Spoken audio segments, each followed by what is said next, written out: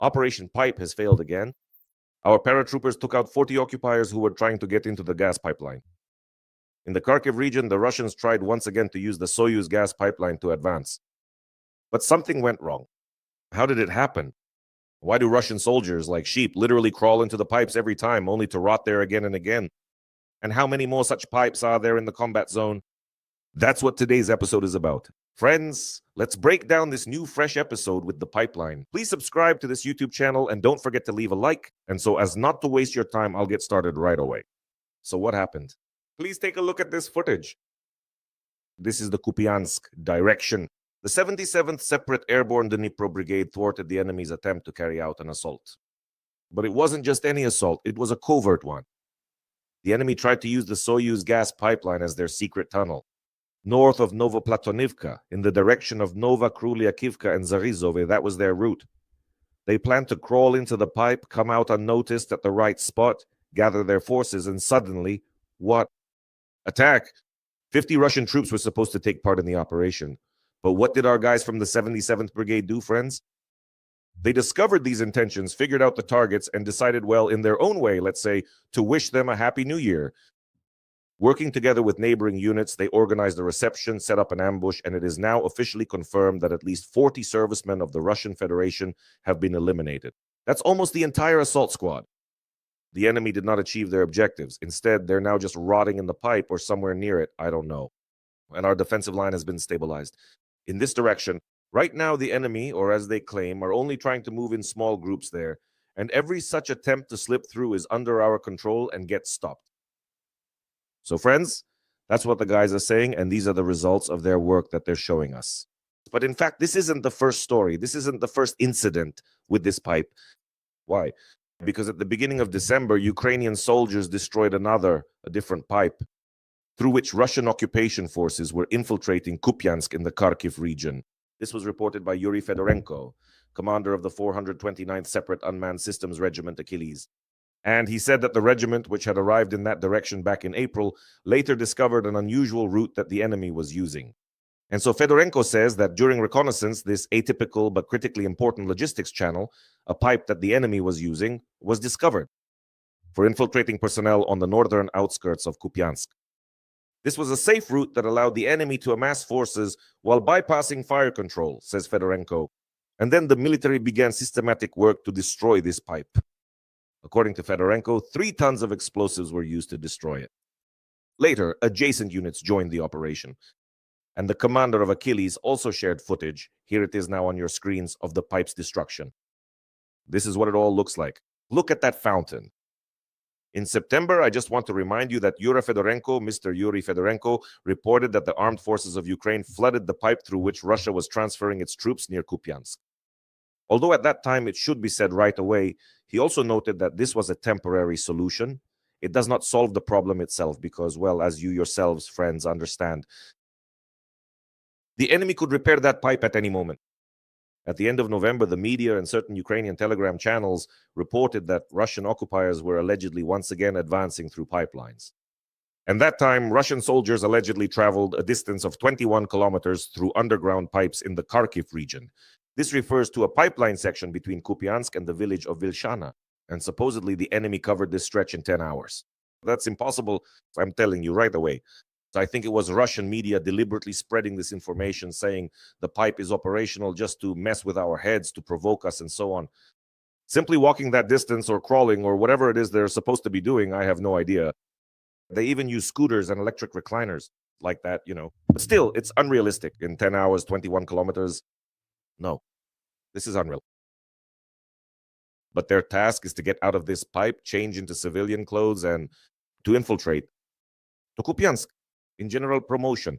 These pipes have become, in fact, a common practice for the Russians, I can tell you, friends, because in general, this is not the first time that Russian manufacturers in the Kharkiv region have used such pipes for penetration. We remember September 13th, we remember those shots from the Deep State Analytical Project. Back then, analysts were the first to report that in the Kupiansk area, Russian military used these gas pipes to move sabotage groups, which then gathered under the city. The entrance to the pipe is located right in the area of the first lineman, and inside there, the occupiers set up sleeping places for themselves, spots to rest, and stocked up on provisions. They even made holes in the top so that air could get in. And so it took them about 4 days to cover the route to the outskirts of Kupiansk. That's exactly why I don't believe the story that you can walk 21 kilometers through the pipe in 10 hours. It's just unrealistic. And after this exit, as you can see here, let me show you again. After exiting the pipe, look, from this burrow, they managed to reach Radkivka without serious losses. Then they moved south into the forest, which they controlled. And after that, they dispersed in Kupiansk and made their way to the railway. And already at that time, Fedorenko mentioned that there are only 4 pipes in the Kupiansk area, 3 lines. According to him, our guys immediately damaged them, immediately flooded them there. The exit from the 4th one, that's exactly where it was located. It was always under fire control. And those last shots you saw with the fountain, as I understand it, were exactly the explosion, an underwater detonation of that pipe when they used a ton of explosives to disable it. Well, friends, it should also be said that this isn't happening only in the Kharkiv region. Such tricks, they wanted to pull off the same stunt because Sumy region is no exception either. Please take a look at this footage as well. In the Sumy region, they also tried to do this, but something went wrong. Once again, something went wrong, and the armed forces simply shot down Russian soldiers in droves. Moreover, even the Russians themselves admitted this, and according to reports from Russian social media groups, 2 weeks ago, 2 units of Russian troops tried to get behind Ukrainian lines south of Varachene, that's the Yunakivka community, through this underground passage through a pipe. And the Russian war correspondents themselves wrote that the armed forces, the Ukrainian armed forces, they were waiting for us. They opened fire as soon as the first head appeared from the tunnel. Half the guys were taken down. These are their words, friends. That's how it was stated in this Z message. And then the Z war correspondents themselves admit that this trick with the pipes just doesn't work anymore. Well, if you can do this successfully, and by the way, they actually did it quite successfully. We have to admit, both in Sudza and, for example, in Avdiivka itself. That was all, unfortunately. We'll come back to this in a moment, but it won't work all the time. Definitely. So, friends, regarding Avdiivka, I just want to say a couple of words. You know, there was a pipe there up to 1.5 meters high. Well, 1.4 meters. And then Deep State reported that the military had found an entrance to the sewer and made openings near the private buildings of the Russian military. And there they were able to take up positions. They managed to create chaos thanks to infiltrating through this pipe. That was when it was time to use it, because the occupiers had gotten behind our defenders, the defenders of Tsarska Okota. The last such stronghold was completely surrounded by the enemy. Some of our defenders, unfortunately, were killed and others were taken prisoner. This is what the soldiers themselves said. And on February 16th, 2024, the armed forces had to completely withdraw from the stronghold, which at that time was surrounded. Zenit, which had existed since 2014. February 17th, remember, that became the day when Ukrainian troops finally retreated beyond Avdiivka. That's when the tube finally worked. It was exactly then, unfortunately, it happened suddenly, and the enemy managed to outsmart us.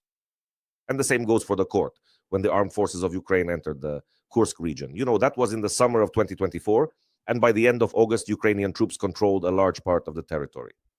But in March, Russian media began reporting on a counteroffensive by Russian forces.